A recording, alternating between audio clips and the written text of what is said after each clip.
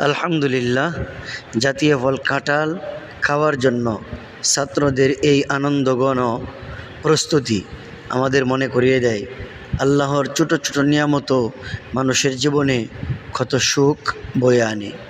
কাঁঠালের মিষ্টি স্বাদের অপেক্ষায় প্রহর গুনছে ছাত্ররা। তাদের উচ্ছ্বাস দেখে মনে হচ্ছে সাধারণ একটি ফলও কত বড় আনন্দের উপলক্ষ হতে পারে। একসাথে বসে কাঁঠাল খাওয়ার প্রস্তুতি নিচ্ছে ছাত্ররা।